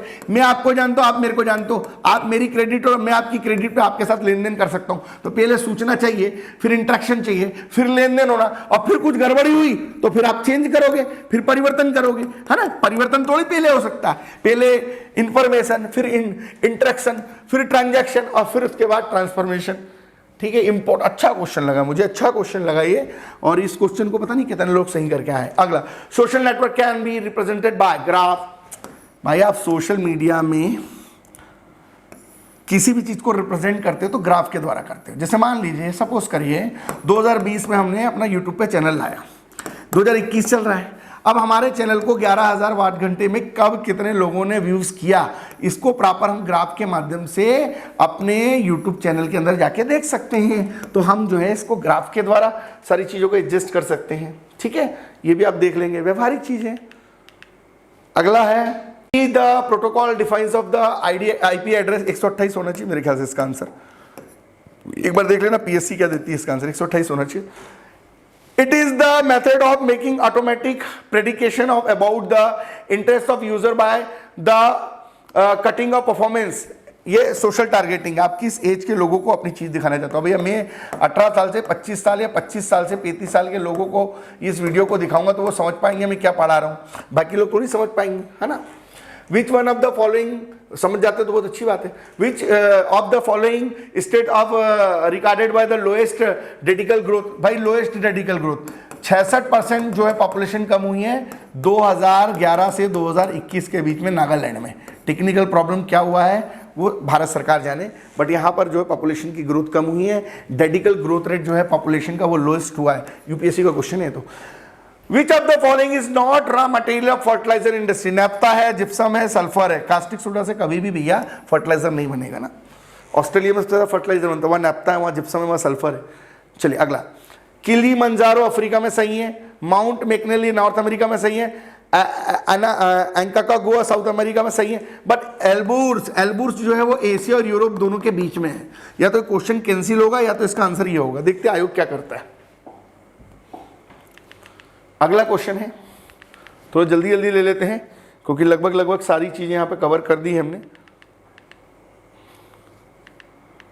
ज्योग्राफी से खूब क्वेश्चन है। हाँ, बड़ा सिंपल क्वेश्चन है, इसको भी लोग गलत करके आ गए भैया। डेयरी के लिए जाना जाता है, बेसिकली जो डेयरी उद्योग है उसके लिए जाना जाता है। मैंने तो बचपन से डेनमार्क का नाम सुन रखा है ना, तो अगर मेरे को बचपन वाला ही याद रहता तो मैं सही कर लेता। ये डेनमार्क हो गया। ग्रेन के लिए जो है अर्जेंटीना को जाना जाता है। गेहूं और मांस के लिए सबसे ज़्यादा ये चेकोप मैदान पाए जाते हैं। हमारे वर्ल्ड ज्योग्राफी वाले वीडियो को सुन लिया होता तो क्वेश्चन सही कर देते आप। World geography plantation of farming जो है ये जो है आपके मलेशिया है, और फ्रूट्स वगैरह के लिए जो है फ्रांस है ना, तो जोड़ी बन जाती है आपकी। अगला, विच one of the following state of, थोड़ा तेज चल रहा है ना, समय की कोई गरिमा है, बहुत सारी चीजें। विंड एनर्जी के लिए जो है, विंड एनर्जी के लिए जो है आपके पवन ऊर्जा के लिए इस समय सबसे ज्यादा, भाई पवन ऊर्जा कहाँ आएगी? पवन ऊर्जा वहाँ आएगी जहाँ पे सागर के तट है, सागर किनारे है ना। ये तमिलनाडु में आएगी, इधर गुजरात में आएगी, तमिलनाडु में आएगी, गुजरात में आएगी पवन ऊर्जा, है ना। लैंडलॉक्ड स्टेट में थोड़ी आ जाएगी मध्य प्रदेश में पवन ऊर्जा, थोड़ी बहुत डेवलप करोगे, सागर किनारे पवन ऊर्जा पैदा होगी ना। विंड एनर्जी कहाँ होगी? तमिलनाडु और गुजरात। लूसेंट पढ़ के जाओगे तो आंसर गलत लगा दोगे, महाराष्ट्र 17 लगाए, वो 99 में छपी थी भैया, 2021 चल रहा है ना। देखो भैया, थोड़ा देखो, अपडेट कर लो अपने आप को। अगला, अशोकावान, अवंती, महाजनपद, मर्ज वायदा, Mauryan empire during the Bindusara, this text books और रिफॉर्म फॉर्म। देखो, बिंदुसार के बारे में बहुत ज़्यादा डिस्कशन जो है कौटिल्य ने किया, परंतु बिंदुसार कब कहाँ जीता और उसने अपने द्वारा जीते गए क्षेत्रों को अपने पुत्रों को कैसे बांटा, इसके बारे में मुझे लगता है ये बुद्ध घोष के इससे जानकारी मिलना चाहिए, क्योंकि मैंने ग्रंथ अकेदमी की किसी किताब में कहीं पे पढ़ा था ये, तो मैं अपनी रीडिंग के हिसाब से बता रहा हूँ। अब पीएससी पता नहीं इसका आंसर क्या देती है। और अच्छी किताबें पढ़ो भैया ना, डिटेल में पढ़ना चालू कर दो, क्योंकि अभी समय थोड़ा चल रहा है बहुत टफ, और टफ समय के हिसाब से आप भी हो जाओ, अपने आप को अपडेट कर लो। अगला, ये है भैया next question. According to the Chachnama पता है आपको 712 में रावर का युद्ध हुआ था। रावर का युद्ध जो हुआ था वो मोहम्मद बिन कासिम के बीच में हुआ था। पहला जो था ये अरबी था जो भारत आया था, और ये दाहिर नामर ब्राह्मण के ऊपर इसने आक्रमण किया था। बाद में दाहिर की एक व्यक्ति ने जो है एक तरीके की षड्यंत्र करके जो है इसको जो है इसका अभियान जो है इसका अभियान जो है यहाँ पर फेल कर दिया था। और एक बोहमनाबाद करके जगह थी जिसको अरोड़ भी कहते हैं, बोहमनाबाद, तो बोहमनाबाद में जो है ये जो है जीत गया था, और इसी का नाम अरोड़ भी है। तो ये और जो देवल था बेसिकली वो बंदरगाह था। तो अकॉर्डिंग टू मी ये आंसर होना चाहिए। पीएससी देखो अब क्या आंसर देती है ना, अरोड़ आना चाहिए इसका आंसर, है ना। मोहम्मद बिन कासिम से क्वेश्चन आ गया, कोई पूछ सकता था कि चचनामा से क्वेश्चन आएगा। ये मासिर इल आलमगिरी, ये किसकी किताब है? ये मुस्ताकिद खान की किताब है, मुस्तिद खान की किताब है। ये जो मासिर इल आलमगिरी है औरंगजेब के टाइम पीरियड पे लिखी गई है, और इस किताब से ही जिक्र मिलता है कि औरंगजेब का जन्म मध्य प्रदेश के उज्जैन के दोहद में हुआ था, है ना। अब औरंगजेब से भी ये इस तरीके के प्रश्न आ सकते हैं। 1658 से जो है 1658 से 1700 के बीच में जो है ये औरंगजेब का समय था, 1707 तक के ना। तो ये औरंगजेब के बारे में डिस्कशन है। In what constant does the panhi and uphan mentioned by the medieval India history? उस जमाने में जो है जूतों को सूस, गांव में अभी भी कहते हैं, ग्रामीण क्षेत्रों में भी जाओगे तो बोलते पानू करके उतार दो भैया। उत्तर प्रदेश के कई ग्रामीण क्षेत्रों में, बिहार के कई ग्रामीण क्षेत्रों में तो जूते को जो है ये कहा गया था, और जूते चप्पलों को जो है उस तरह की जो जूते चप्पल होते थे उनको जो है कहा जाता था, ठीक है, मिडिवल इंडिया में। अगला, हु फाउंड द आदि ब्रह्म समाज? देवेंद्रनाथ टैगोर, ठीक है। ब्रह्म समाज 1828 में बना, बाद में टूट के भारतीय ब्रह्म समाज केशव चंद्र सेन ने बनाया, बाद में फिर वो टूट करके भारतीय ब्रह्म समाज आदि ब्रह्म समाज बना, देवेंद्रनाथ टैगोर ने बनाया, ठीक है। याद रखना कहानी पूरी की पूरी ब्रह्म समाज की। सामाजिक धार्मिक आंदोलन से क्वेश्चन है। In which year the last election of Indian legislature under the government of India? 1919 के एक्ट को 100 साल पूरे हो रहे हैं, मैंने बताया भी था आपको, और मेरे हिसाब से 1934 आना चाहिए। हो सकता है आयोग ये दोनों में से कोई एक आंसर दे दे, देख लेंगे आप इसको ना, क्योंकि जो लास्ट एडॉक गवर्नमेंट बनी थी 1934 से 37 के बीच में चुनाव हुए थे। इस क्वेश्चन को देख लेंगे। Who was the first nominated deputy chairman of the constitution assembly? ये एस.सी. मुखर्जी होना चाहिए, क्योंकि ये अब सब लोगों को पता है कि 9 दिसंबर 1946 को जो सच्चिदानंद सिन्हा बने, फिर 11 दिसंबर को राजेंद्र प्रसाद बन गए, और उसके बाद BN राव जो संवैधानिक सलाहकार बन गए। इस बार उन्होंने उपाध्यक्ष से क्वेश्चन पूछ लिया ना, डेपुटी। तो ये SC मुखर्जी, इनका मध्य प्रदेश के जो जबलपुर से लेना देना है, और मध्य प्रदेश के जबलपुर से इनका जो है संबंध रहा है, तो इसलिए साथ क्वेश्चन पूछ लिया गया हूँ। अगला, विच one of the following expression appreciated regarding the message of call join sitting of both houses under the article 108। ये जो अंडर द आर्टिकल 108 का सेक्शन नंबर 2 है, उसमें साफ कहा गया, इसलिए अंग्रेजी मीडियम में पढ़ के जाया करो भैया। इंटेंशन का मतलब हिंदी में होता है आशय, नहीं तो क्या है विवेक और तात्पर्य और ये सब में उलझ जाओगे आप। इंटेंशनली जो है लोकसभा और राज्यसभा दोनों का जो संयुक्त अधिवेशन है, इंटेंशनली प्रेसिडेंट के द्वारा बुलाया जाता है 108(2) के तहत। अगला, आर्टिकल 24 जो लिखा है कि छोटे बच्चों को खतरनाक कामों में नहीं लगाना, और ये पूर्ण निषेध है ना, एब्सोल्यूट प्रोहिबिशन है, इस प्रकार की गतिविधियां नहीं करना चाहिए। इसलिए बाल संरक्षण आयोग जैसी संस्थाएं भी बनाई गई हैं ताकि 6 से 14 साल के बच्चों को खतरनाक कामों में न लगा जाए। पूर्ण निषेध की व्यवस्था है यहाँ पर ना, नैतिक निषेध नहीं है। विच one of the following statement of correct recording the article 368 मैंने आपको पढ़ाते समय बताया था, संविधान संशोधन दक्षिण अफ्रीका से लिया गया, बहुत इंपॉर्टेंट है। और जो 368 है 24वें संशोधन 1971 वाली बात मुझे सही लगती है, सेकंड वाली बात गलत लगती है, क्योंकि 101वां जो है वो GST से रिलेटेड है, अतः इसका आंसर एक सही है, दूसरा वाला गलत है। Who among the following government of Madhya Pradesh, मैं संविधान संशोधन पढ़ाते समय बोला था, इसको देख लेना, आएगा वो आगे देखो।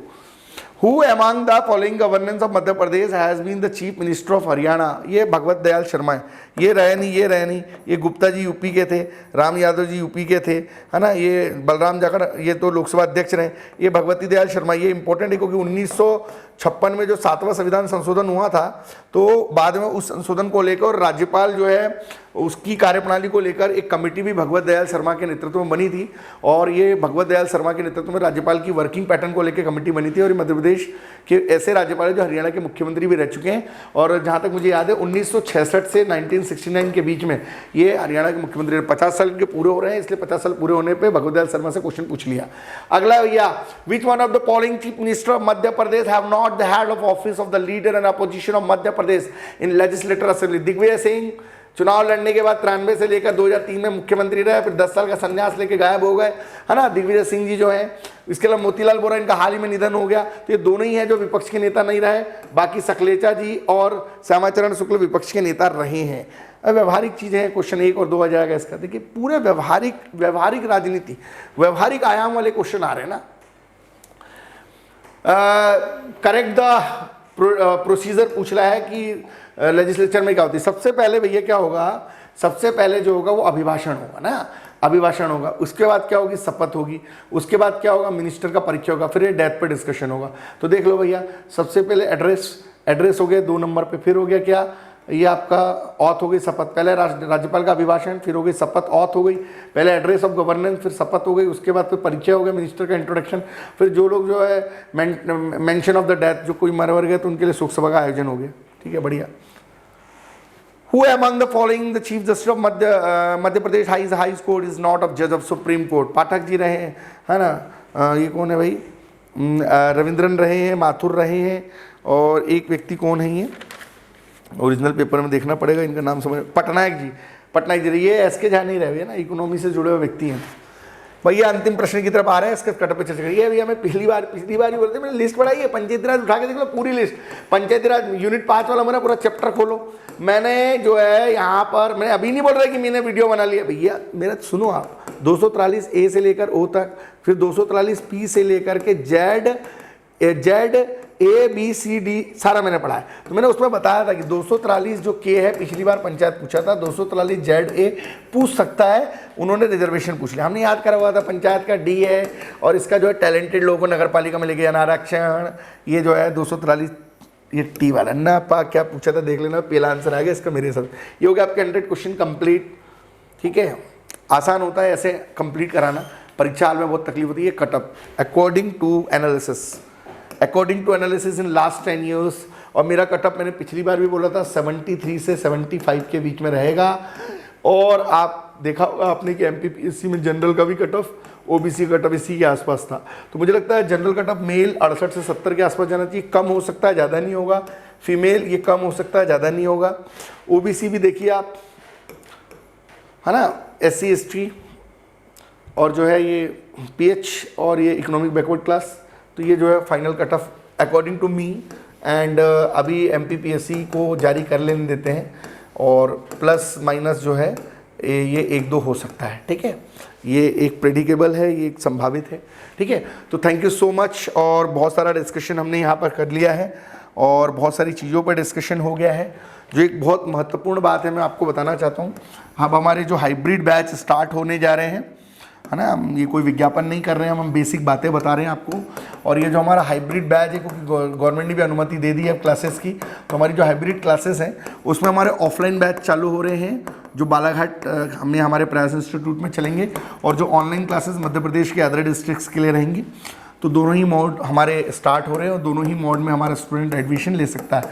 इसका फीस, इसका पूरा डिटेल हम आपको यूट्यूब पे वीडियो बना के बताएंगे। बस अभी इतना मैं बता दूं, हमारा MPPSC के जो नेक्स्ट प्री है उसके लिए बैच चालू हो रहा है अपकमिंग, जो टोटल 2021 का डेडिकेशन होगा यूनिट 1 से यूनिट 10 विथ MCQ उस प्रॉपर सिस्टम के साथ। दूसरी चीज़, MPPSC जो अगला मेंस होना है अभी वाले प्री का, इसके लिए एक डिटेल बैच चलेगा हमारा 3 मार्कर, 5 मार्कर, 15 मार्कर्स। इसके अलावा हमारा एक फाउंडेशन बैच चलेगा जो अंडर ग्रेजुएट बच्चों के लिए भी होगा, प्लस ऐसे कुछ स्टूडेंट जो अभी से प्री प्लस मेंस को साथ में लेके चलना चाहते हैं उनके लिए होगा। तो 3 तरीके के बैच हमारे चलेंगे, तीनों का फीस स्ट्रक्चर वगैरह हम डिटेल में आपको बताएंगे। ऑनलाइन में भी हमारा यही पैटर्न रहेगा, और ऑनलाइन में हमारा एक स्पेशल प्री बैच चलेगा, एक स्पेशल मेंस बैच चलेगा, और एक हमारा स्पेशल फाउंडेशन बैच चलेगा। और फाउंडेशन बैच में जो IAS और PSC की तैयारी कर रहे हैं उनको कॉमनली एडमिशन हम वहाँ पे देंगे। प्री के बैच में प्री वालों को देंगे, मेंस के बैच में मेंस वालों को देंगे। जहाँ तक मैं बता दूँ, मैं बहुत ज़्यादा बच्चों को इस बार पढ़ाने में इंटरेस्टेड नहीं हूँ। MPPSC प्री के बैच में मैं सिर्फ 30 बच्चों को एडमिशन दूंगा, MPPSC मेंस के बैच में मैं 20 या 30 बच्चों को एडमिशन दूंगा, और फाउंडेशन में मैं 20 या 30 बच्चों को एडमिशन दूंगा।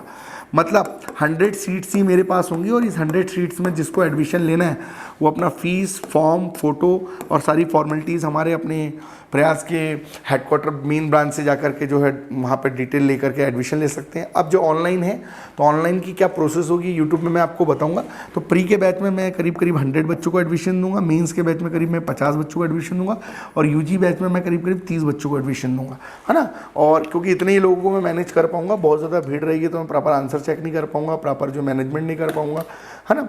और हमने कोशिश की कि अपने स्तर पर अपनी क्षमताओं के आधार पर हमने जो कर सकते थे किए। करीब 2007 से मैं कंटिन्यू पढ़ा रहा हूँ, एक लंबा अरसा हो गया है। मुझे फिल्म्स का एक्सपर्ट भी कहा जाता है, मीन्स का मास्टर भी कहा जाता है, परंतु मैं नहीं मानता, ये लोग कहते हैं। मैं बस इतना कहना चाहता हूँ कि मैं अपने लेवल पे अपनी क्षमताओं के साथ संपूर्ण टॉपिक पढ़ाने में सक्षम हूँ। आप भी इंडिविजुअली अकेले ही सारा कुछ पढ़ते हैं, है ना। 10 लोग मिलकर पढ़ा रहे हैं और जाके परीक्षा हॉल में आप पेपर बिगाड़ के आ जाएँ, तो वो एक अलग अप्रोच है। सबका अपना अपना सोचना होता है। मुझे लगता है कि मैं काफ़ी हूँ, मैं पढ़ा सकता हूँ, और कुछ ऐसे टॉपिक्स होंगे जहाँ पढ़ाने की ज़रूरत होगी तो वहाँ हम पढ़वाएंगे भी। तो थैंक यू सो मच, आपने इतने ध्यान से सुना उसके लिए। और मैक्सिमम लोगों तक शेयर करें, यूट्यूब पे लाइक करें, सब्सक्राइब करें। और हम अब प्रोफेशनली डील के साथ जो है बहुत जल्दी आपको यूट्यूब पे देखेंगे। हमारे पेनड्राइव कोर्सेज भी चालू होने वाले हैं यूट्यूब पे। इसके अलावा हमारी पब्लिकेशन के जो नए अपडेट और अपडेट नोट्स हैं प्रीलिम्स प्लस मेंस के लिए, वो भी आप हमारे नंबरों पर कॉल करके डिटेल लेकर ख़रीद सकते हैं। साथ ही हम जो मल्टीपल चॉइस क्वेश्चंस जो हैं 15,000 के आसपास इस बार प्लान कर रहे हैं, टॉपिक वाइज एनालिसिस के साथ बनाने वाले हैं, उस पर भी काम करेंगे। और लाइव आंसर राइटिंग तो हम कल या परसों से स्टार्ट कर देंगे, ठीक है। तो थैंक यू सो मच। बिल्कुल निराश नहीं होना है, बिल्कुल नहीं घबराना है, बिल्कुल हताश नहीं होना है। एक समय है जो कट गया है, अब एक नया सवेरा जो है आप नई सोच के साथ इंतज़ार कर रहे हैं आपका।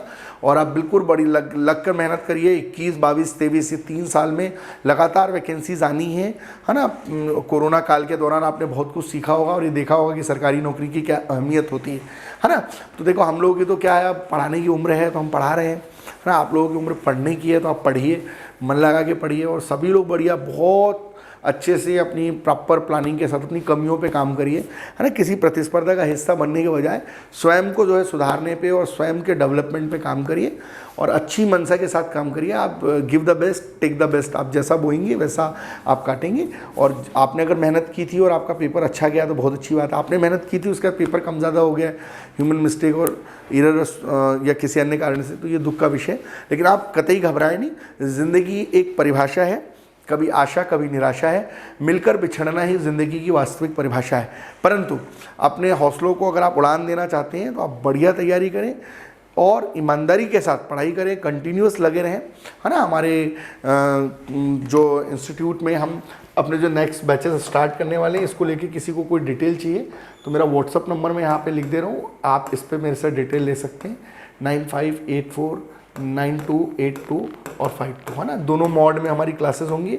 ऑनलाइन प्लेटफॉर्म यूट्यूब पे हम देंगे और ऑफलाइन जो है हम अपने प्रयास संस्थान में जो है अपनी क्लासेस कंटिन्यू करेंगे।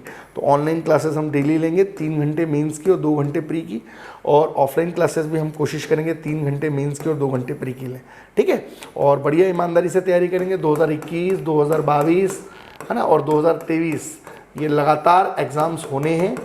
अभी आपका प्री हुआ है, नवंबर स्टार्टिंग तक मेंस होगा, नवंबर लास्ट में अगला प्री होगा, मार्च तक जो है उसके बाद उसका मेंस होगा, और जस्ट अगले साल आप इसी समय में मतलब 2022 में आप देखेंगे जुलाई में फिर प्री होगा और उसका दिसंबर लास्ट तक फिर मेंस होगा। तो बिल्कुल एकेडमिक कैलेंडर आप वेबसाइट पे जाके देख सकते हैं, और आने वाला समय बहुत अच्छा है, बस लगे रहिए। Thank you so much.